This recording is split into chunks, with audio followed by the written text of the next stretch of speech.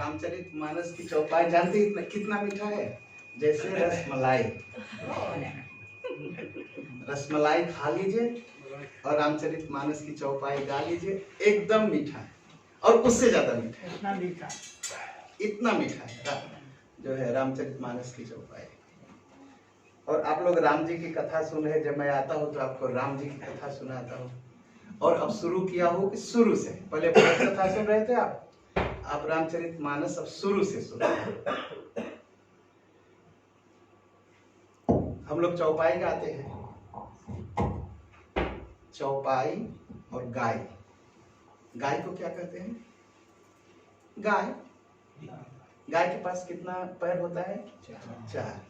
और गाय क्या दूध देती है? गाय क्या देती है? दूध। दूध से क्या बनता है? मलाई। मलाई से क्या निकलता है? मक्खन।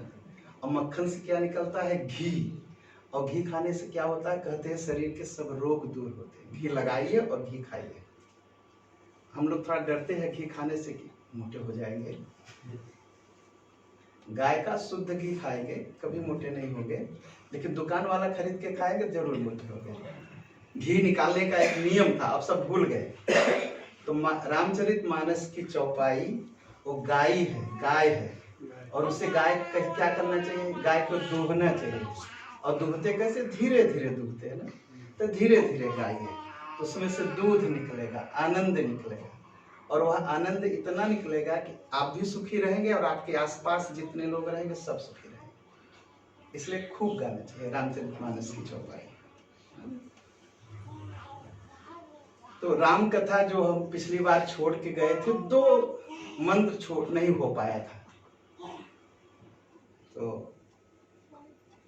उसमें पहला मंत्र था कि राम जी कौन है। रामचरितमानस के जो श्लोक हैं बालकांड में, तो राम जी कौन है यह जो है तुलसीदास जी ने लिखा। यन्माया वसवर्ति विश्वमखिलम ब्रह्मादि देवासुरा, इसी में लिखा है पूरा राम जी कौन है। यत् सत्त्वादमृषैव भाति सकलम रज्जौ यथा हिरभ्रमः यत् पादप्लवमेकमेव भवम्बोधेति तिरसावतां वन्देऽहं तमशेष कारण परम रामाख्यमीशं हरिं। बोलिए राजा रामचंद्र भगवान की जय। राम जी वो हैं जिनके माया में सारा संसार लगा हुआ है। 3 चीज नहीं खत्म होती। कौन? परमात्मा, आत्मा और माया। माया 2 तरह की है, एक को कहते हैं विद्या माया, दूसरे को कहा जाता है अविद्या माया। अविद्या माया क्या करती है? हमको दुख देती है। दुख कैसे देती है? पहले लालच देती है, थोड़ा धन कमा लो, हम उसमें लग जाते हैं और जब धन कमा लेते हैं तो उसको बचाने का दुख पैदा हो जाता है कि बचा रहे, सब दिन हमारे पास धन रहे, कभी गरीब न रहे। तो माया क्या करती है? एक बार धन कमाने के लिए दुख उठाना पड़ता है, दूसरी बार धन बचाने के लिए दुख उठाना पड़ता है। तो अविद्या माया दुख देती है। और विद्या माया क्या करती है? वो भगवान के पास ले जाती है। तो विद्या माया किसे कहते हैं? भक्ति को। भगवान के पास कुछ भगत गए, कहा भगवान आपका दर्शन करने आए हैं। कहा अच्छी बात है, दर्शन करने आए। कोई क्या चाहते? कहे खुशी चाहते हैं। कहा ओके, खुशी चाहते हो। कहा अच्छी बात। कहा खुशी 2 तरह से होती है, या तो किसी का नाच देखो या तो खुद नाचो। 2 ही तरह से खुशी मिलेगी ना, या तो किसी का नाच देखो या तो खुद नाचो। तो भगवान ने पूछा है, बताओ तुम खुद नाचना चाहते हो या मुझे नचाना चाहते हो? तो कहा उसका मतलब भगवान, कहा देखो खुद नाचना चाहते हो तो धन रुपया पैसा ले जाओ, नाचते रहो, और मुझे नचाना चाहते हो तो भक्ति ले जाओ, जब भक्ति तुम्हारे पास आएगी तो मैं तुम्हारे लिए नाचूंगा। तो ये दो माया है, विद्या माया। विद्या माया लाएंगे तो भगवान हमारे लिए नाचेंगे, ठीक है, और अविद्या माया आएगी तो हम नाचेंगे इस संसार में। तो भगवान के, राम जी के हाथ में दोनों विद्या और अविद्या उनकी बात मानते हैं। और कौन बात मानते हैं? ब्रह्मा विष्णु महेश। शंकर भगवान कैसे बात मानते हैं? राम जी गए शंकर भगवान से कहा महाराज पार्वती बड़ी तपस्या कर रही, आप विवाह कर लो। कहा देखिए एक बार विवाह किया था, बड़ा दुख उठाना पड़ा, मैं मनाता रहा, सती को नहीं मानी, और उसका परिणाम ये निकला कि सती का त्याग करना पड़ा, और उसके बाद सती को जलना पड़ा। तो एक बार विवाह करके मैं भोग गया, अब विवाह नहीं करोगे? कहा नहीं आप कर लो। तो कितना मानते हैं, विवाह करने के लिए नहीं तैयार थे, शंकर भगवान सब कुछ छोड़ चुके थे, और राम जी ने कहा कि जाहि विवाह शैल जही, यही मोहि मांगन देव। शंकर भगवान मैं आपसे भिक्षा मांगता हूँ, एक काम करिए आप जाके विवाह कर लीजिए। तो शंकर भगवान भी राम जी की बात मान के विवाह कर लिया। तो राम जी की बात सब मानते हैं, और भगवान के बारे में कहा कि अगर इस संसार से हम दूर हटना चाहते, संसार की माया छोड़ना चाहते, इस संसार के दुख से निकलना चाहते, तो एक ही रास्ता है। कौन सा रास्ता? भगवान का पैर। संसार ऐसा है कि हमको कहीं न कहीं से फंसा ले रहा है। अगर निकलना चाहते हैं तो बस भगवान का पैर पकड़िए और भगवान पर विश्वास रखिए, और भगवान ही निकाल पाएंगे।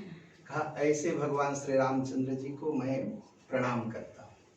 ठीक, ये राम जी की महिमा हो गई। अब ये रामचरित मानस हम लोग मंगलवार को पढ़ते हैं यहाँ ना, इसकी महिमा क्या है? ये रामचरित मानस क्या है? नाना पुराण निगमागम सम्मत यत रामायणे निगदितम क्वचिदन्यतोपि स्वान्तः सुखाय तुलसी रघुनाथ गाथा भाषा निबद्ध मति मंजुल माता। नाना पुराण, वेद इसमें है, पुराण इसमें है, और सब उपनिषद इसमें है। उसके अलावा भी बहुत कुछ है इसमें। अगर हम रामचरित मानस पढ़ते हैं मतलब सब पढ़ लिए, वेद भी पढ़ लिए, पुराण भी पढ़ लिए, और उपनिषद भी पढ़ लिए। और एक बात है, वेद क्या बताता है? वेद ज्ञान देता है, पुराण भक्ति देते हैं, और उपनिषद उपासना सिखाते हैं। तो अगर रामचरित मानस पढ़े तो क्या क्या हुआ? भगवान के बारे में ज्ञान हो जाएगा, भगवान से प्रेम हो जाएगा, और भगवान की पूजा का नियम भी जान जाएंगे। नाना पुराण निगमागम सम्मत यत रामायणे निगदितम क्वचिदन्यतोपि स्वान्तः सुखाय तुलसी रघुनाथ गाथा। स्वान्तः सुखाय तुलसी, स्वान्तः सुखाय तुलसी का है अपने सुख के लिए। नहीं, तुलसीदास जी इतने स्वार्थी नहीं है कि अपने सुख के लिए लेकर आ। स्वान्तः मतलब स्व मतलब अपने, अपने मतलब अपने भक्त, जो राम जी के भक्त है उनके सुख के लिए, जो भगवान के भक्त है उनके सुख के लिए। तो जो पढ़ेगा उसको सुख मिलेगा। उसके बाद रामचरित मानस में प्रसंग आता है गुरु का। पहली चौपाई क्या है? बंदौ गुरुपद पदुम परागा सुरिच सुबास सरस अनुरागा। अच्छा, गुरु की इतनी बड़ी महत्ता क्यों है?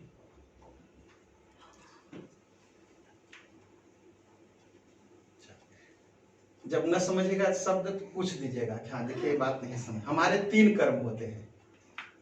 कौन कौन से कर्म हैं? संचित कर्म, प्रारब्ध और क्रियमान। हमारे 3 कर्म हैं। संचित कर्म क्या है? 84 लाख योनियों में हमने जो कर्म किया है, अच्छा खराब वो सब बचा के बैंक में रखा हुआ है। ऐसे सोचिए, उसे कहते संचित, जो जुटा के रखा है। ठीक है, जो हम भोग रहे हैं, जो हमारे साथ हो रहा है, उसी का प्रारब्ध है, उसे कहते प्रारब्ध भोग रहे हैं। और क्रियमान क्या है, जो हम कर रहे हैं।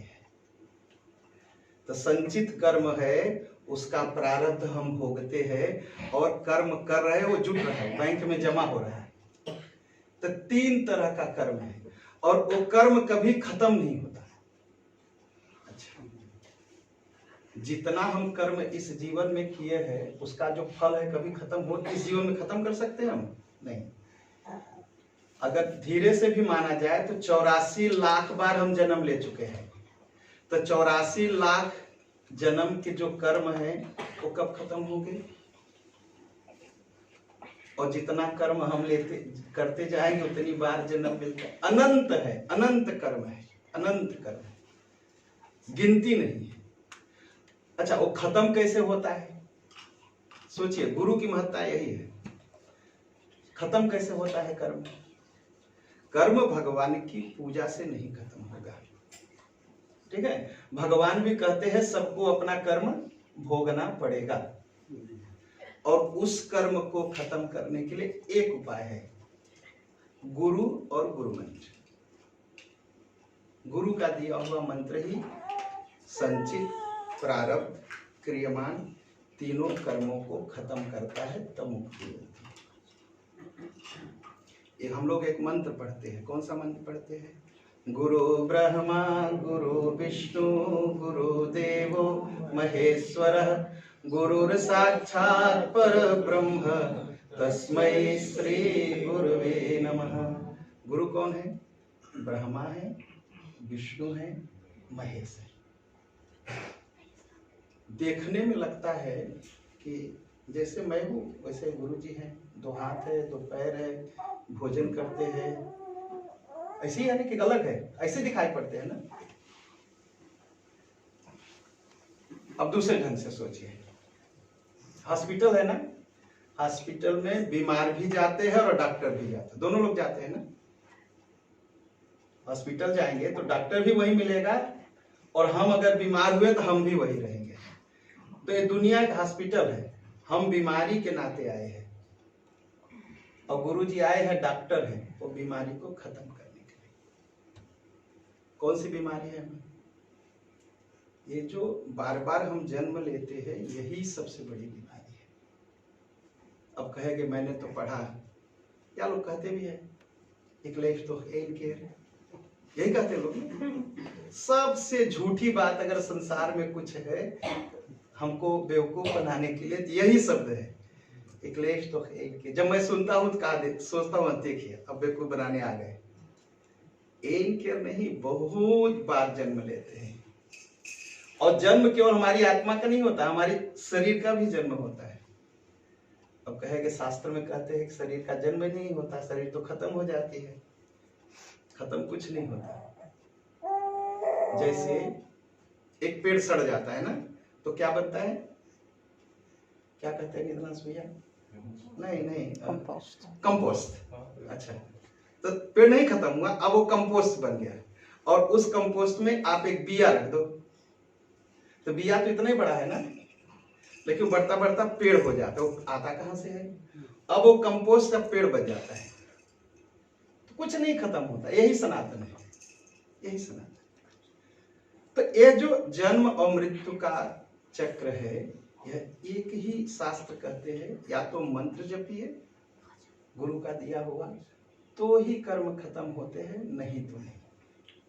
इसीलिए तुलसीदास जी ने गाया, बंदऊ गुरु पद पदुम परागा सुरिच सुभाष सरस अनुरागा।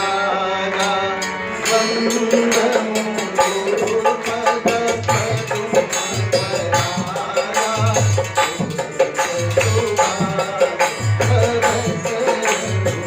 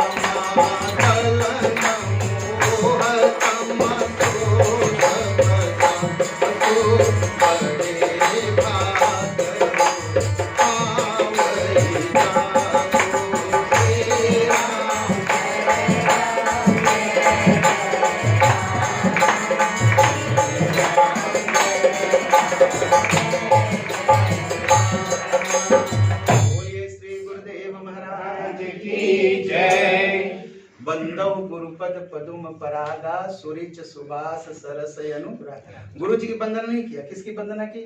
गुरु के पैर में जो धूल है।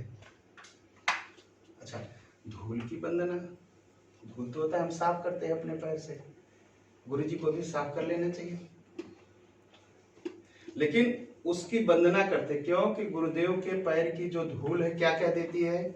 सुरुचि सुबास सरस अनुरागा। वो इतनी बड़ी दवा है कि भगवान के लिए सुरुचि, भगवान अच्छा लगने लगते हैं। हाँ?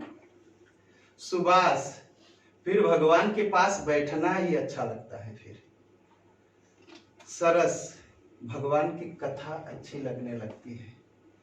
फिर भगवान से प्रेम हो जाता है। और कितना प्रेम होता है? अनुराग। अनु का मतलब है पीछे चलना। इतना प्रेम हो जाता है तो भगवान के पीछे हम नहीं चलते, भगवान हमारे पीछे चलते हैं। पीछे पीछे हरि चलाए कहत कबीर कबीर। भगवान पीछे, गुरु के पैर की धूल की इतनी बड़ी मान्यता है। और क्या है? अमीय मूरिमय चूरन चारु समन सकल भव रुज परि वारु। अमृत है, दवाई है। और किस चीज की दवाई है? बीमारी की। और कहेंगे कि सिर दर्द की दवाई है या पीठ दर्द की? नहीं नहीं नहीं, सब दर्द की दवा है। सकल भव रुज परिवार। संसार में कितनी बीमारियां हैं, जरा सा मेरे मन की बात नहीं हुई बस गुस्सा हो गए, बर्तन फेंकने लगे घर में, होता है ना। और ज्यादा गुस्सा हुए तो अपनी कार ही तोड़ दिए। मन में किसी का धन रुपया देखा तो लालच आ गई, उठा के जेब में डाल। ये सब बीमारियां हैं, सब बीमारियां। और इसकी दवा बस गुरु के पैर की धूल है। लोगों ने पूछा कि तुलसी महाराज आप इतनी बड़ी बात बता रहे हैं गुरु के पैर, क्या है? कहा शंकर भगवान को देखा है? कहा नहीं देखा। कहा सुना है? कहा तो सुना होगा ना, शंकर भगवान क्या लगाते हैं शरीर में? मुर्दा की राख, विभूति। अच्छा, मुर्दा की राख अगर घर में रखिए तो क्या कहते हैं? घर पवित्र हो गया। ठीक है, कोई नहीं रखता घर में, लोग कहते हैं डर लग रहा है। दूसरा है, अगर मरनी में हम जाते हैं तो आते हैं तो नहाना पड़ता, भैया अशुद्ध हो गए। तो जो मुर्दा की राख इतनी अशुद्ध है वही शंकर भगवान अपने शरीर में लगाते हैं। और जब शरीर में लगाते हैं और भगवान के शरीर से जब वो राख गिर जाती है तो भगत लोग जाते हैं उसको उठा के अपने माथे पर लगा देते हैं। ऐसे ही होता है। तो मुर्दा की राख जो सबसे अपवित्र है, शंकर भगवान के छूने से पवित्र हो जाती है, वैसे धूल अपवित्र है, लेकिन गुरु जी के पैर की है इसलिए सिर पर रखने लायक है। वो दवाई है, दवाई है। और क्या करती है? जन मन मन जो मुकुरा मन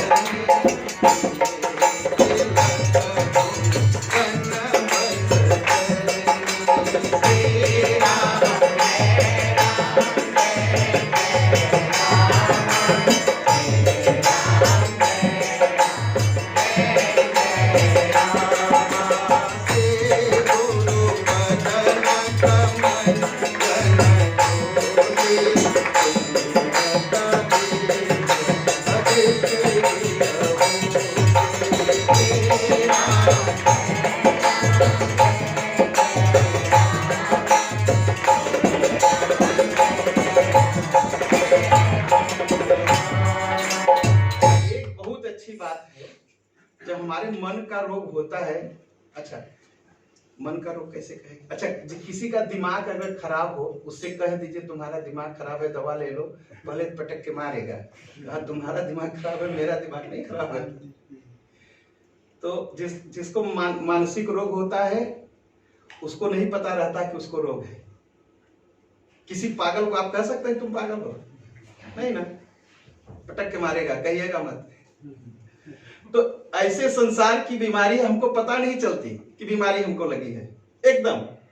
और जब डॉक्टर मिल जाते हैं, गुरुजी मिल जाते हैं, तो गुरुजी बताते हैं देखो तुम्हें मोह का रोग लगा है, भगवान से भक्ति नहीं कर पा रहे हो। देखो लालच का रोग लगा है, भगवान से भक्ति नहीं, इसलिए गुरु होना जरूरी। कम से कम हमारी बीमारी तो बताएंगे क्या, नहीं तो हम तो अपने आप को बड़ा अच्छा समझते हैं, बीमारी का पता ही नहीं चलता हमको आपको। हाँ? और कहा गुरु के पैर की धूल आंख में लगा लो, जन मन मंजू मुकुर मल हरनी, और किए तिलक गुण गण बस करनी, मन साफ हो जाएगा। कभी कभी लोग कहते हैं मैं क्यों पैर छू ना, कहते हैं तो पैर छूना नहीं, मैं इतना छोटा थोड़ी मैं किसी का पैर छू।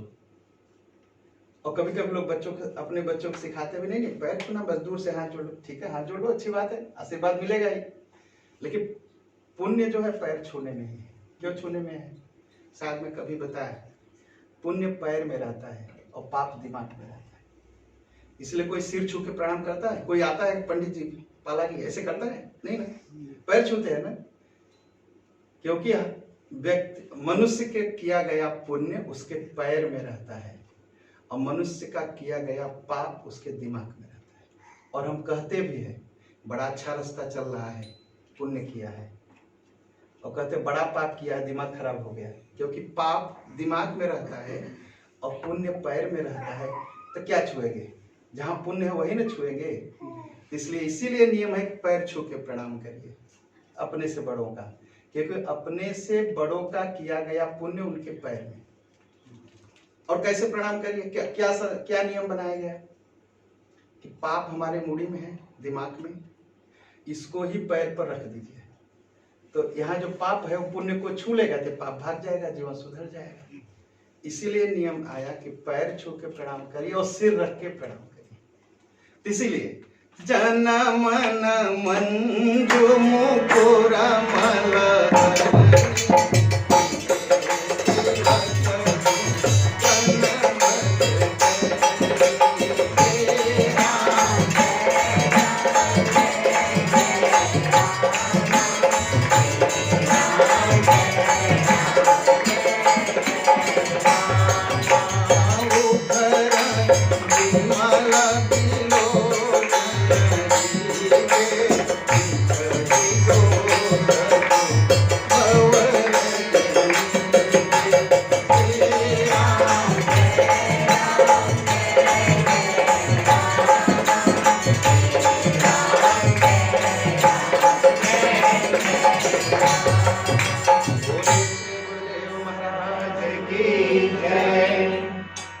समझाना चाहता था, बल्कि मैं दूसरी तरफ चला गया। मैं नहीं, हम लोग कहते हैं गुरु ब्रह्मा गुरु विष्णु गुरु देवो महेश्वर। गुरु ब्रह्मा है, विष्णु है, महेश है, और क्या कहा जाता है भगवान, गुरु जो है भगवान के अवतार है। शास्त्र क्या कहते हैं इसके बाद? जब देखिए मन न लगे तो बताइएगा, तो मैं दूसरी कथा सुनाऊंगा आपको। भगवान का रूप कैसा है? भगवान का रूप रामचरितमानस में भी लिखा है, बिनु पग चलई सुनई बिनु गाना।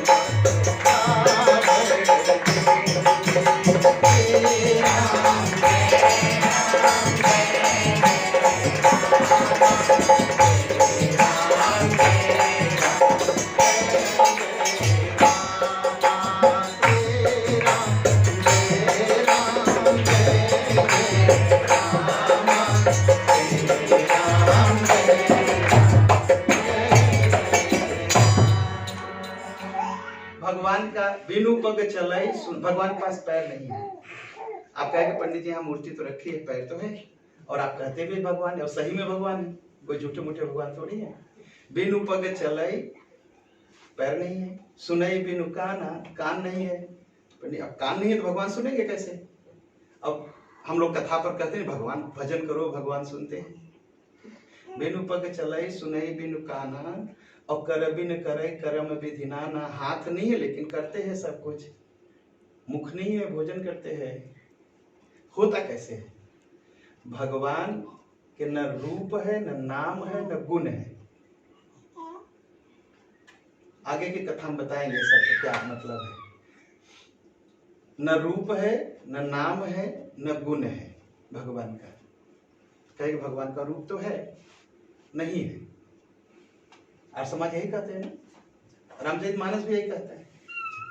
तो भगवान के रूप नहीं है, क्योंकि हमारे आपके लिए वो रूप बना लेते हैं। कभी राम बन जाते हैं, कभी कृष्ण बन जाते हैं, कभी परशुराम बन जाते हैं, कुछ न कुछ बन जाते हैं। किस लिए बन जाते हैं?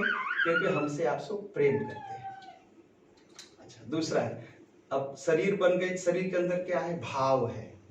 और भाव क्या है? भगवान का बहुत शुद्ध है, भगवान का भाव है।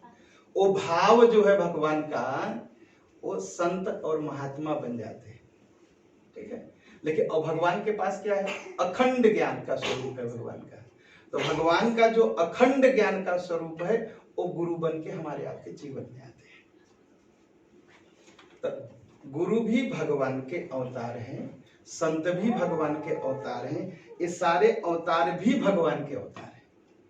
इसीलिए गुरु को कहा गया गुरु ब्रह्मा गुरु विष्णु गुरु देवो महेश्वर गुरुर साक्षात परब्रह्म तस्मै श्री गुरुवे नमः। एक बार फिर से सुनते हैं उसी बात को। भगवान जब हमसे प्रेम करते हैं तो भगवान रूप धारण करके आते हैं, ठीक है। और भगवान जब हमें भक्ति सिखाना चाहते हैं तो संत महात्मा बन जाते हैं। और भगवान जब हमें मुक्ति देना चाहते हैं तो भगवान गुरु बन जाते हैं। और जब आएंगे धरती पर कैसे आएंगे? शरीर ही धर के आएंगे ना। और जो शरीर पकड़ के आएंगे तो हमारे ही आपके जैसे रहेंगे। इसीलिए गुरु को कहा गया, गुरु जो है साक्षात भगवान की ज्ञान के अवतार हैं, हमको मंत्र का दान देने आते हैं। इसलिए बोलिए श्री गुरुदेव महाराज की जय। गुरु पद रज मृदु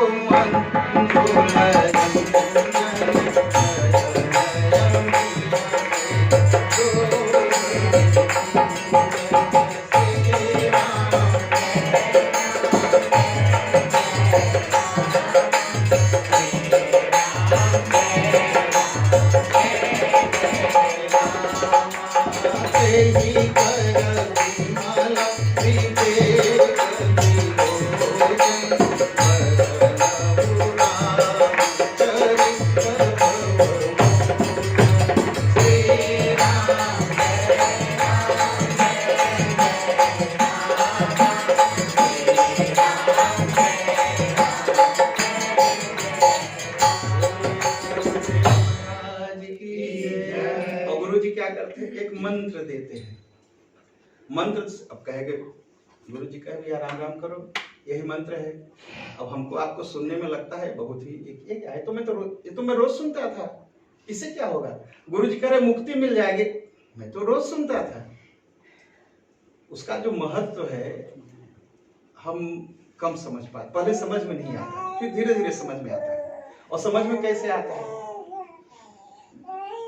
गीता प्रेस हम लोग जानते हैं, एक पुस्तक छपती है गीता प्रेस से। उसको छापने वाले कौन थे? हनुमान प्रसाद पोद्दार जी, वही इसका अर्थ किए हैं।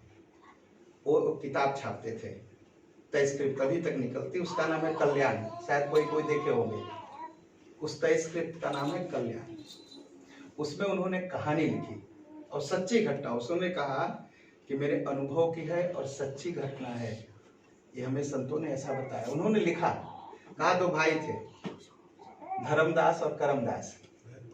हाँ, धर्मदास भाई धर्म करते थे और करमदास अपना दारू पिए उसी घर में गिरे रहते थे। धर्मदास साधुओं को बुलाते थे, कीर्तन करो कीर्तन करो। तो धर्मदास नीचे रहते थे और करमदास ऊपर रहते थे, दोनों भाई। और जब साधु आ जाए करमदास गाली दे, देखो ये पैसा लुटा रहा है, बाप की कमाई है, इसकी कुछ कमाया नहीं, बाप ने जो, वो ऊपर से गाली दे दारू पी के। धर्मदास कहे एक बार संतों से, कहे महाराज एक काम है। कहा क्या? कहा उसका भी भला कर देते, आप लोग उसको भी कुछ सिखा देते। तो कहे अच्छा एक संत थे, कहे शाम तक हम बताएंगे, उनको सिखा देंगे। गए शाम को संत एक, तो करमदास पी के गिरे हुए थे। वो बाबा जी क्या किए? कुछ नहीं, गए बस ऐसे गला ऐसे दबा दिए। कहे बोल राम बोल। कहा नहीं बोलूंगा। कहा नहीं बोलोगे मस्त दबा दूंगा, मर जाओगे, मैं तो भाग जाऊंगा, मुझे कोई नहीं पाएगा, मैं दबा दूंगा, मर जाओगे, बोलो राम। उसने कहा राम राम। डर गया कि दबा देंगे बाबा जी, पता नहीं। कहा राम राम। कहा ठीक, तुम्हारी छुट्टी। कहते हैं करमदास जब मरे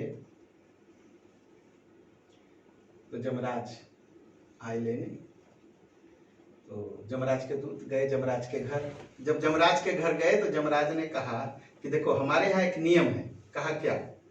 कहा जो बहुत पाप किया रहता है उसको हम पहले सुख देते हैं। हमारे यहाँ एक नियम है, जो बहुत पाप किया है और थोड़ा सा पुण्य कभी किया है तो पहले पुण्य वाला फल देते हैं, सुखी रहे पहले। और जो बहुत पुण्य किया है, थोड़ा सा पाप हो गया है तो उसे पहले दुख देते हैं तब सुख देते हैं। हमारे यहाँ नियम है। तुम क्या चाहते हो? तुम्हारे लिए कुछ अलग है, बताओ, तुम जो कहोगे करेंगे। उसने कहा हमने तो कभी पुण्य किया नहीं। कहा नहीं नहीं, तुमने 2 बार राम राम कहा था नशे में, तो उसका फल तुम्हें मिलेगा। तो उसने कहा फल मिलेगा, लेकिन उसका फल क्या है? कहा उसकी बहुत बड़ी कीमत है। कहा कितनी कीमत है? कहा मैं नहीं जानता कितनी। जमराज ने कहा मैं कीमत नहीं जानता, 2 बार राम राम कहने का कीमत मैं नहीं जानता है। कहा जब आप कीमत नहीं जानते हैं तो आप मुझे कैसे कहेंगे कितना सुख मिलेगा? मुझे पहले बताइए क्या कीमत है। उसने कहा ब्रह्मा जी बताएंगे। ब्रह्मा जी बुलाए गए। कहा राम राम का कीमत बताइए। ब्रह्मा जी ने कहा मैं तो नहीं जानता। भाई 2 बार राम राम कहने की कीमत क्या है, क्या बताएगा कोई? ब्रह्मा जी ने कहा चलो दिव्येश्वरनाथ भगवान के पास चलते, यही राम राम जपते, यही बता देंगे। इनके पास गए कैलाश में, वो राम राम कर रहे थे। तो शंकर भगवान से पूछा गया कि भैया महाराज आप ही बता दो कि राम राम की 2 बार राम राम कहने की कीमत क्या है? कहा देखिए जपता तो मैं बहुत दिन से हूं लेकिन मैं बता नहीं पाऊंगा। तो कहा एक काम करिए, जिसका नाम है उसके पास चला जाए। अब देखिए करमदास ने कहा मैं नहीं जाऊंगा, जिसका नाम है उसको मेरे पास बुलाओ। कहा ठीक। और भगवान ने कहा मैं साकेत लोक में हूं, मेरे अभी धरती पर जाने का कोई नियम नहीं है, कोई अवतार होने वाला नहीं है, मैं कैसे जाऊं? करमदास को मेरे पास लाओ। तो कहा तब पैदल नहीं जाऊंगा। कहा तब? कहा जमराज एक तरफ आप असवारी पकड़िए, एक तरफ आपके नौकर लोग, मुझे असवारी में बैठाए और राम जी के पास ले चले। उसको असवारी बैठा के एक तरफ जमराज, एक तरफ जमराज के दूत भगवान राम के पास ले गए। तो कहा समस्या क्या है? कहा समस्या है कि इसने जिंदगी में 2 बार राम राम कहा है, उसकी कीमत कितनी है आप बताइए राम जी। राम जी ने कहा अच्छा ठीक है, उतारो उसको। उसको उतारे तो उसको राम जी ने पकड़ा और गोद में बैठा लिया। कहा अब बताइए कितनी कीमत है? कहा गोद में मैं बैठा सकता हूं इसको, लेकिन 2 बार राम राम कहने की कीमत मैं नहीं जानता। एक कहा तो 2 बार राम राम कहने की इतनी कीमत है कि भगवान हमें अपने गोद में बैठाएंगे, ठीक है। लेकिन भगवान भी राम न सकहि राम गुण गाई, राम जी भी नहीं बता पाए कितनी कीमत है। वह जो मंत्र है कौन देता है? भगवान का गुरु जी देते हैं, इसीलिए गुरु जी की महत्ता है। तब गुरु पद रज मृदु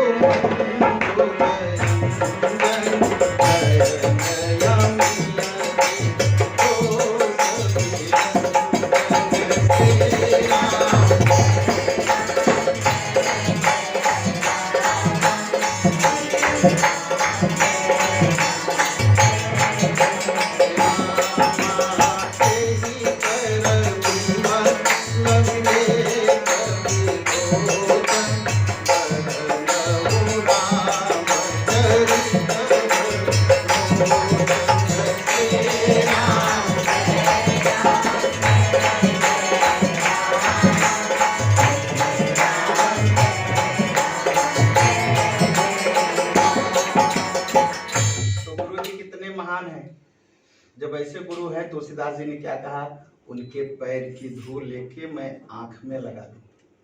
और आंख में लगाने से क्या होगा? अच्छा, धूल आंख में जाएगी तो क्या होगा? आंख खुलेगी कि आंख बंद होगी?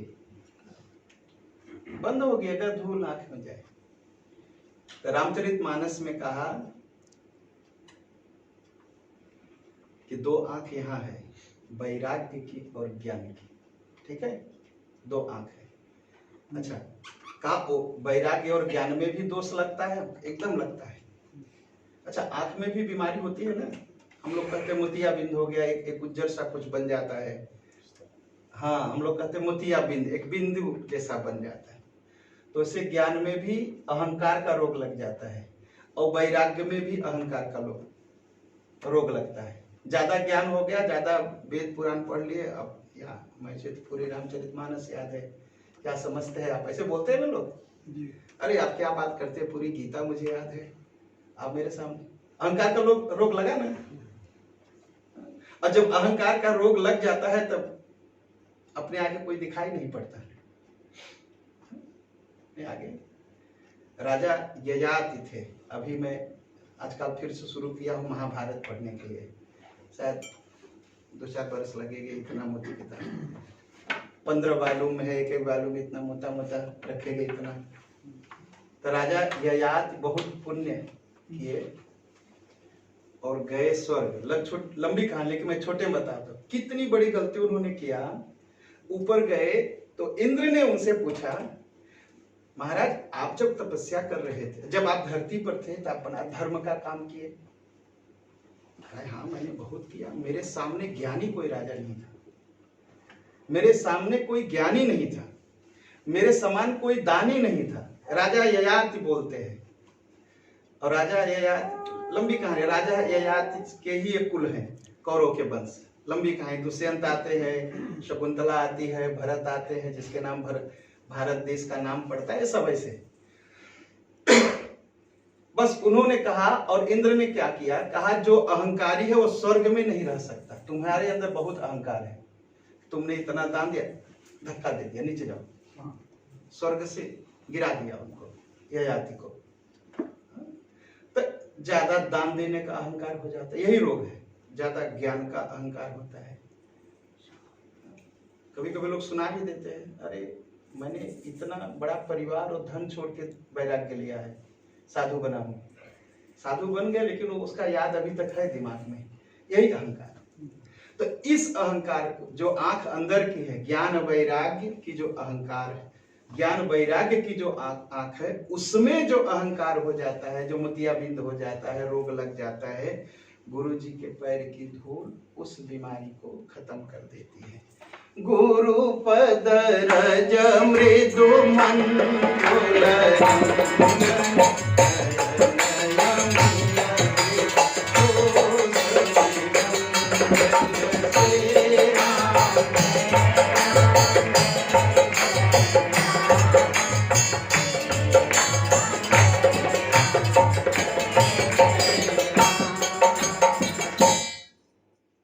अब एक इसमें और बहुत अच्छी बात तुलसीदास जी ने लिखी। तांत्रिक लोग होते हैं ना, तो तांत्रिक लोग क्या करते हैं, वो दिवाली का दिन आता है तो वो काजल बनाते हैं। हाँ, काजल, वो दिवाली के दिया से कुछ क्या करते हैं, कहा जाता है कि उस काजल को आंख में लगा के फिर वो सब जगह देखते हैं, और देखते देखते जान जाते हैं किसके घर में कितना धन छिपा है, कहाँ गाड़ के रखे, कहाँ जमीन में रखे हैं। जथा सुवंजन अंजदृक साधक सिद्ध सुजान, कौतुक देखत शैलवन भूतल भूरि निधान। तो वो लोग आंख में काजल लगाएंगे और फिर काजल लगा के फिर रात में देखेंगे, और इतने नहीं, घर के अंदर तो देखेंगे, पहाड़ में कहाँ कहाँ सोना रखा है उसको भी देखते हैं और बता देते हैं कि देखो इसमें इतना सोना है, इस पहाड़ के नीचे सोना है, इस पहाड़ के नीचे सोना है। कहा गुरु जी के पैर की धूल एकदम सिद्ध अंजन है, उसका नाम होता है सिद्ध अंजन। कहा उसको लगा लीजिए, रामायण में, गीता में, महाभारत में कहाँ कहाँ ज्ञान की बात है सब समझ में आएगी, सब समझ में आएगी। तो बोलिए श्री गुरुदेव महाराज की जय। ये रामचरितमानस का गुरु प्रसंग है। रामचरितमानस में कुल कितने प्रसंग हैं? 272 कहानियां हैं, कथाएं हैं और 84 प्रसंग है। 84 प्रसंग है। तो पहले शुरू होता है गुरु जी से। तो गुरु पद रज में तुम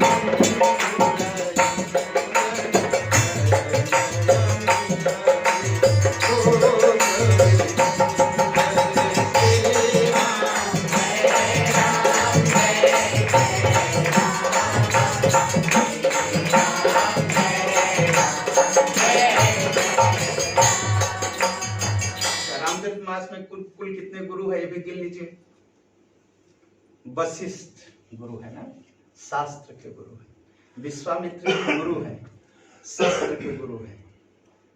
विद्या निधि कहूं विद्या दीन्ही। विश्वामित्र ने भगवान को धनुर्वेद की विद्या दी। तो एक शास्त्र गुरु है, एक शस्त्र गुरु है, और एक गुरु है तुम त्रिभुवन गुरु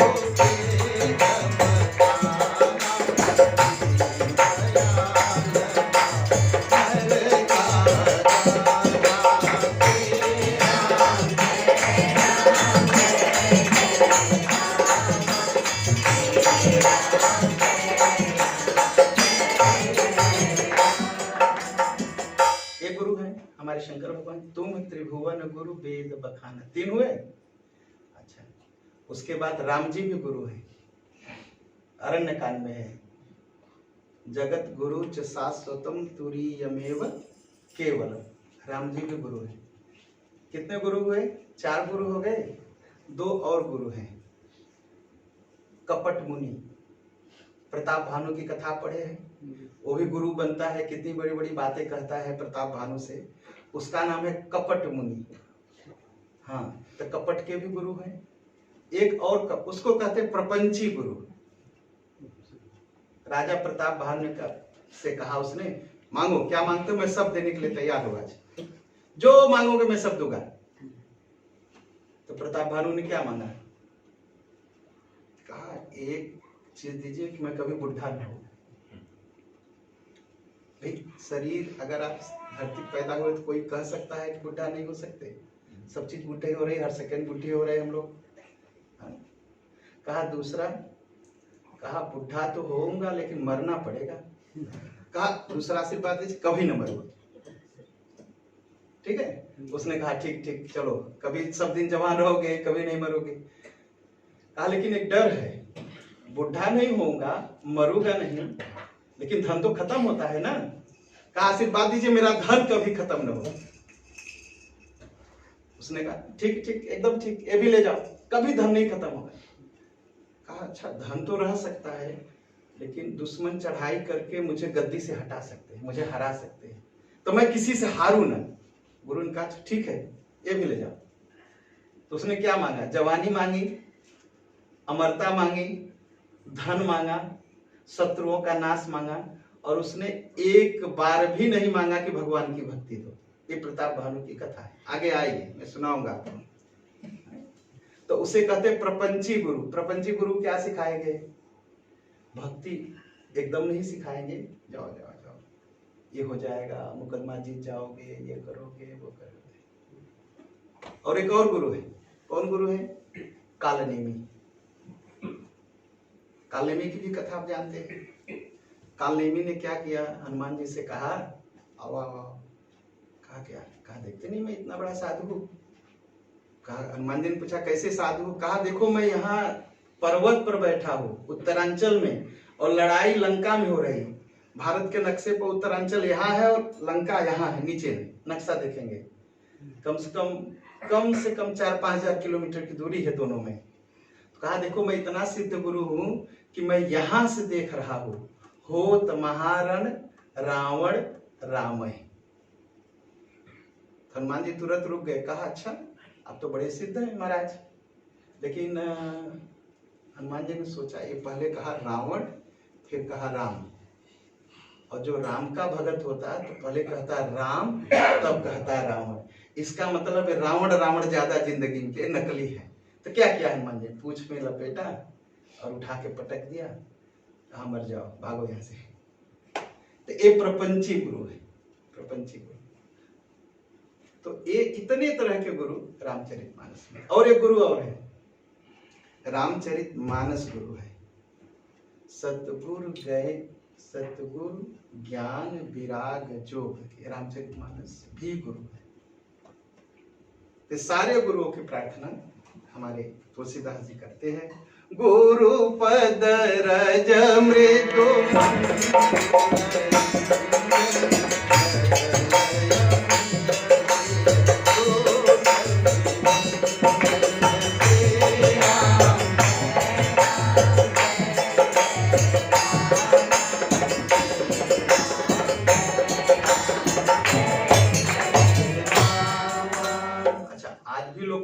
अब तो ऐसे गुरु मिलते नहीं, ऐसा नहीं है।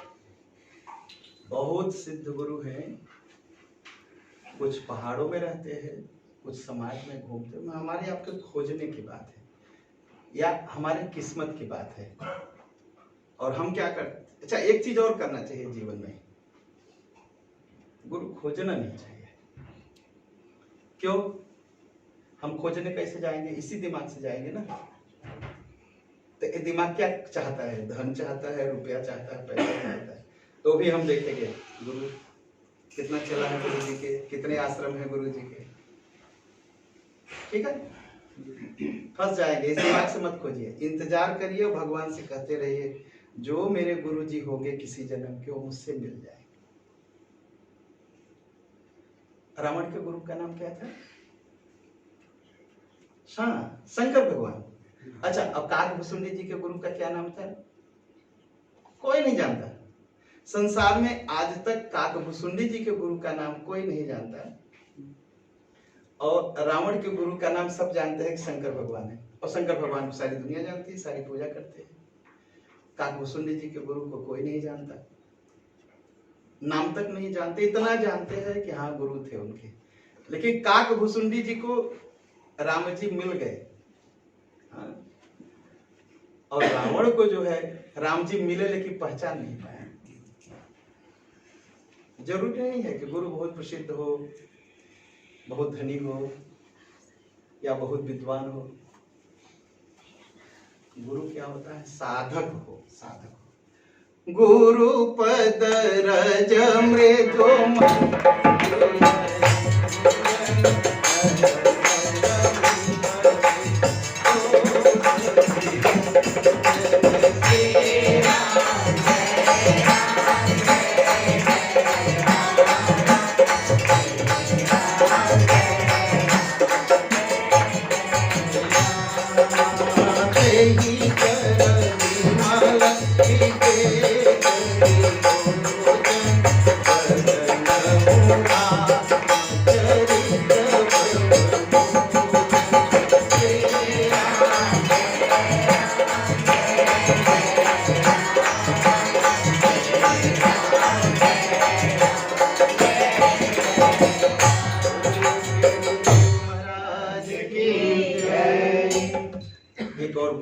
कहानी सुनाओ तब वाणी को रोकूंगा मैं। जो हमारे गुरु जी थे अब नहीं है। एक दिन गंगा नहा रहे थे, मेरी उम्र कम थी। गुरु जी का कपड़ा लेके गया, चलिए गंगा नहाएंगे, इनके साथ मैं जाके मैं भी गंगा नहाऊंगा। और वो अपने मित्र के साथ आए थे। और भारत में गर्मी कितनी पड़ती है मई जून में? इस साल 5 तक खरा है, अभी से 5 तक खरादर है बनारस में। 12 बजे दिन, 2 बजे दिन गंगा नहाने गए। अच्छा, वो लोग पानी में कूदे, मैं भी गया नहाने। तो कहते हैं मुझे प्यास लगी है, मुझे पानी पिलाओ। तो जो उनके मित्र थे वो सोचे कि लड़का जाएगा, मैं जाता हूँ पानी लाता हूँ, इनको पिला। कहा नहीं, उसी को जाने दीजिए। गुरु का स्वभाव कभी कठोर लगता है, लेकिन अंदर से सोचे कितना मीठा होता है। कहा उसी को जाने दीजिए, आप क्यों जा रहे हैं? गए। अब आप कभी कभी भारत में कभी जाइए, देखिए भैया गए हैं, देखे होंगे गंगा की क्या हालत होगी। गंगा के किनारे आपको 1 किलोमीटर चलना है गर्म बालू पर, तब आप गंगा जी पहुंचेंगे, ठीक है। और 50 खरादर हो, आप बालू समझते हैं ना, सन, हाँ, और एकदम गर्म, और नंगे पैर उस पर चलिए पैर जलेगा। उधर उनका लोटा और उनका कपड़ा रखा हुआ है, और वो कह रहे हैं पानी में खड़े हैं, कहे जाओ वो लोटा लाओ, मुझे पानी पिलाओ। तो मैं वहां से गया और गया पानी लेने, तो वहां हैंड पंप था। तो मैं सोचा गुरुजी शायद गंगा जी का पानी नहीं पीना चाहते होंगे, हैंड पंप का पानी पिए। हैंड पंप ऐसे पंप करके पानी निकालते हैं। मैंने पानी निकाला और पानी लेके गया गंगा जी में उनको पिलाने। तो उन्होंने कहा इसे फेंक दो, तो मैंने फेंक दिया। कहे अब गंगा जी के में लोटा डुबाओ, मैं ऐसे करता हूँ, अब मेरे हाथ में पानी छोड़ो तो मैं पानी पीऊंगा। उनके जो मित्र थे वो गर्म हो गए, कहे आप इसको इतना परेशान करते हैं। वो गंगा में यही खड़े, जब गंगा का पानी पीना था, ऐसे ही पीना था, तो आप ऐसे उठा के पी लेते। आप पानी में से निकाल के उसको वहां तक भेजे गर्मी में, पैर जलते हुए वो गया, पानी लेके आया, वो पानी आपने पिया भी नहीं, उसे फेंकवा दिया, और फिर से गंगा जी का पानी आप करें, गंगा जी का पानी उठाओ मुझे पिलाओ। तो अब सोचिए, अब बड़ी कठोर बात है ना किसी को भेजना। वो मित्र एकदम गर्म हो गए उनके ऊपर, कहे आपने गलत किया है, आपको ऐसा नहीं करना चाहिए। तो उनका आप नहीं समझते, छोड़ दीजिए। कहा नहीं, मुझे बताया आपने क्यों परेशान किया। तो उन्होंने क्या कहा मैं तो पनिया ही पी लेता, कोई दिक्कत नहीं थी, मैं पानी उठा के 2 बार ऐसे पी लेता, प्यास बुझ जाती। लेकिन इसको पुण्य कैसे मिलता पानी पिलाने का? अगर पानी नहीं पिलाता तो इसको पुण्य कैसे मिलता? इसके जो पूरा पिछले जन्म के जो कर्म है वो कैसे खत्म होगा? मुझे चिंता है, पानी पीने की चिंता नहीं है, पानी पी लेता। मेरी चिंता है कि इसके पिछले जन्म के जो कर्म है इसका खत्म हो, इसलिए मैं इसको वहां तक भेजा, बुलाया, अब पानी, यानी पानी तो मैं यही। तो गुरु कितने दयालु होते हैं, हमारा कर्म खत्म हो जाए उसके लिए आधे घंटे तक प्यासे गंगा में वो खड़े थे। वो चाहते तो पी लेते, लेकिन आधे घंटे पूरा गंगा में खड़े रहे कि ये मुझे पानी पिलाएगा, इसके पिछले जन्म का कर्म खत्म होगा, इसके अंदर भक्ति पैदा होगी, इसलिए मुझे इसी के हाथ से पानी पीना है। इसलिए गुरु को समझना भी बड़ा मुश्किल है। अगर मुझे भी लगा कि मुझे बिना मतलब परेशान किए हुए, जब यही पीना था तो यही पी लेते महाराज, नहीं मुझे वहां से जाओ लोटा, मुझे भी लगा। लेकिन उसके बाद जब उन्होंने कहा इसका कर्म कैसे खत्म हो गया, तब मैं चुप। कहा लिखिए तब बंदऊं गुरु पद पद